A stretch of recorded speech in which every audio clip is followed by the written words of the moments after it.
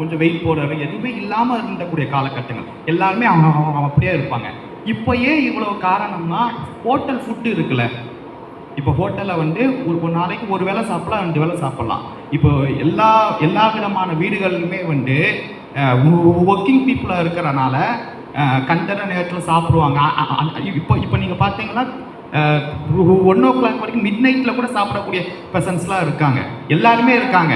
So இதுக்கான காரணம் என்ன? இதுக்கான ஒரு தீர்வு என்ன? இதனால தான் வெயிட் லாஸ் ஆகுது, வெயிட் கூடுதான் கேட்குறேன். தீர்வு வந்து உங்கள் கையில் தான் இருக்குது. உங்கள் கையில் தான் இருக்குது. உங்களை யாராவது வந்து வெளியில் சாப்பாடு வாங்கிட்டு சாப்பிடுங்க சொல்கிறாங்களா? உங்களுக்கு வேறு விதவிதமான சாப்பாடு இன்றைக்கி ஆப்ஷன்ஸ் நிறையா இருக்குது உங்களுக்கு. அந்த டைமில் இட்லி இருக்கும், தோசை இருக்கும், வீட்டில் உப்புமா இருக்குது. இப்போ யாரும் இப்போ உங்களுக்கு வந்து நெட்வொர்க் வரலைன்னா உங்களுக்கு வைஃபை இருக்குது, இல்லைன்னா ஹாட்ஸ்பாட் இருக்குது.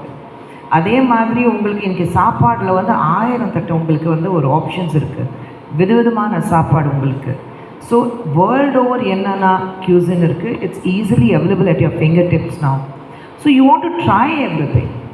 ஐ எம் சேயிங் ட்ரை பண்ணுங்க.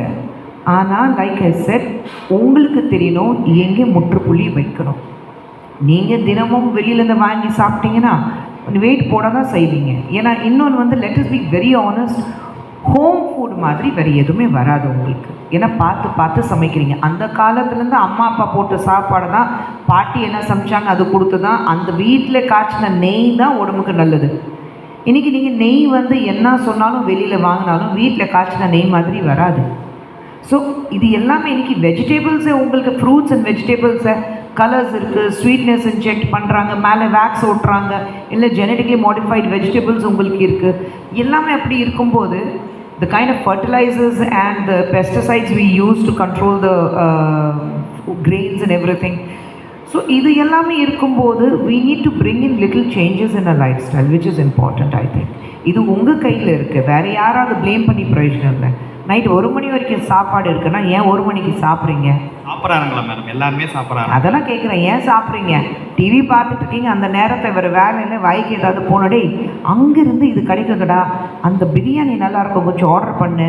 அந்த மவுண்ட் ரோட்டில் ஒரு இடம் இருக்குது, அங்கே வந்து அந்த கோக்னட் பன் சூப்பராக இருக்கும்டா, அது ஆர்டர் பண்ணு. ஏன் அந்த நேரத்தை ஒரு பப்பாளி சாப்பிடுங்க, ஒரு ஆப்பிள் சாப்பிடுங்க, ஏன் அதை பண்ண மாட்டேங்கிறீங்க?